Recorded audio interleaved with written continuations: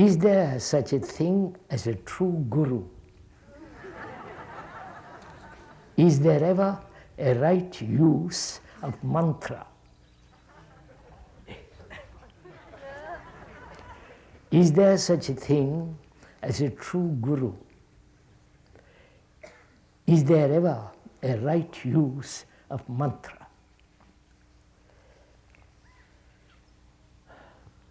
One must, I think it is necessary to understand the meaning of that word, those two words, guru and mantra. There are two Sanskrit words, guru. Do you know what it means?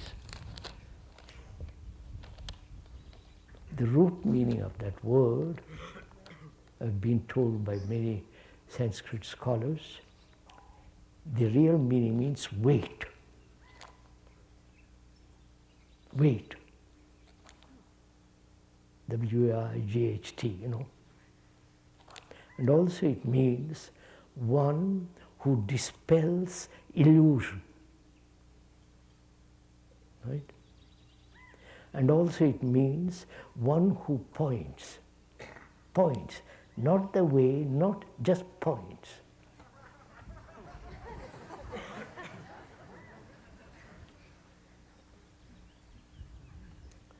And one who does not impose his illusions on you,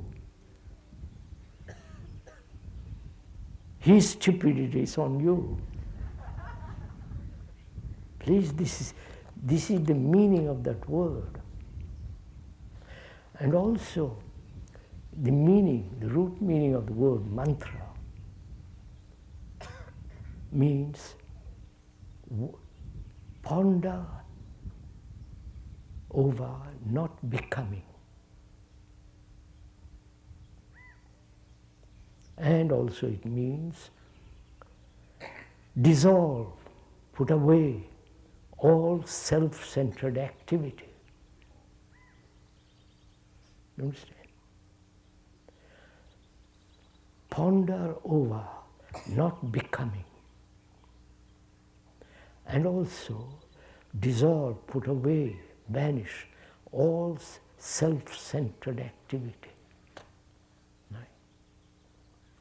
Guru means all that, mantra means all this. And the question asks, is there a true guru?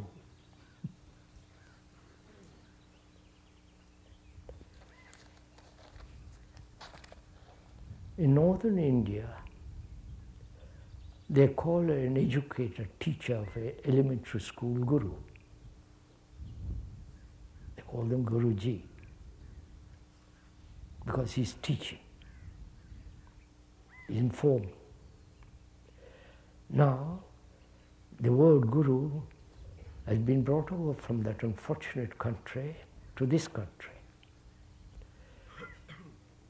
And they are making millions and millions and millions of money out of it, telling you what to do, giving you mantras for $500 or $100 or $2 to repeat it.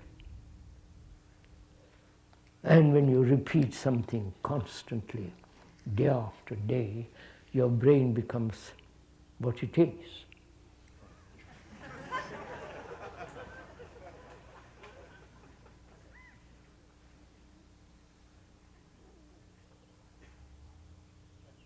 And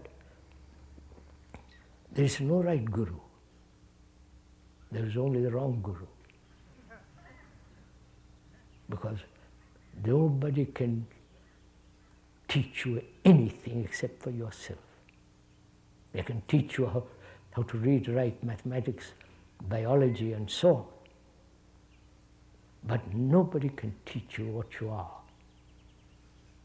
about yourself, and there is freedom from all that tradition, from all the tremendous conditioning of centuries.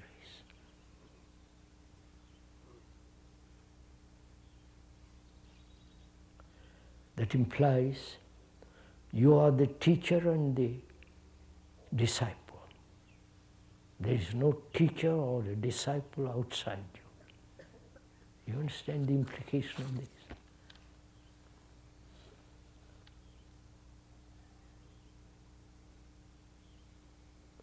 We depend on others, which is natural.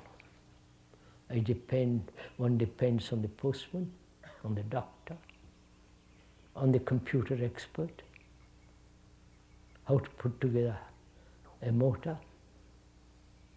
You depend on all that, on the pharmacist, chemist. And also we think it is necessary that we depend inwardly on others. On my wife I depend. Of course, in several ways I have to depend. She has to depend on me. I have to depend on her. But the dependence becomes gradually attachment, and all the agony of attachment begins. So, learning about oneself is infinite. You understand? Learning is infinite. Not about books, that certain limitations. All knowledge is limitation. Obviously, that's obvious, right? There is no complete knowledge about anything. Even the scientists acknowledge. They're always adding to more and more and more. So knowledge is always limited, now or in the future. And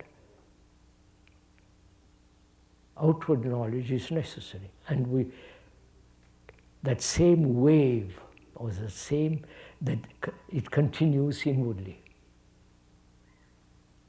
Right? That we must know ourselves. Right? The Greeks, before the Greeks, they said, know yourself.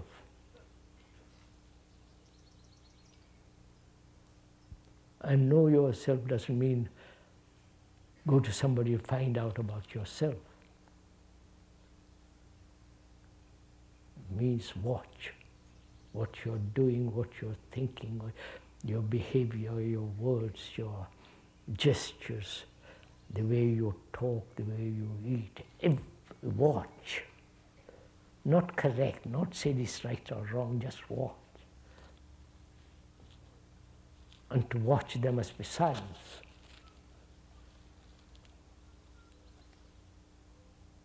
And in that watching there is learning. And therefore when you are learning, you become the teacher. So you are both the teacher and the disciple, and nobody else on earth.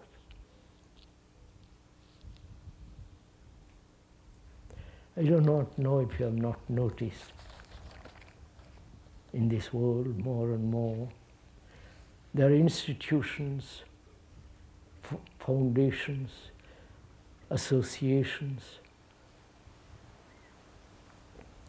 for various things, outwardly and inwardly, right? In foundation for right action, for right thinking, foundation. Each holding on to his own little foundation. You might just say, why do you have foundations? I'll tell you. This foundation exists merely to maintain schools, ordinary schools, both in India, where there are 6 schools, in England, and here at Ohio, and to publish books, and to arrange the talks, and nothing else. No spiritual, I dislike that word, no religious content behind that word.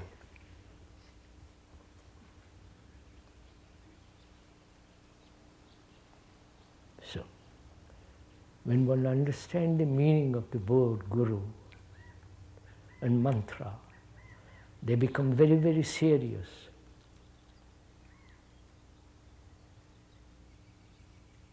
Mantra means to dissolve the whole structure of becoming.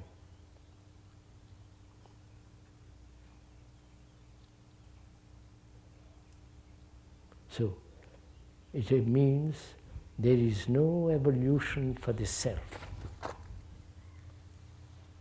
for the psyche. So that's very complex, I won't go into that. And there is nobody that can be free oneself from nobody outside except one's soul, inward integrity, great humility, to learn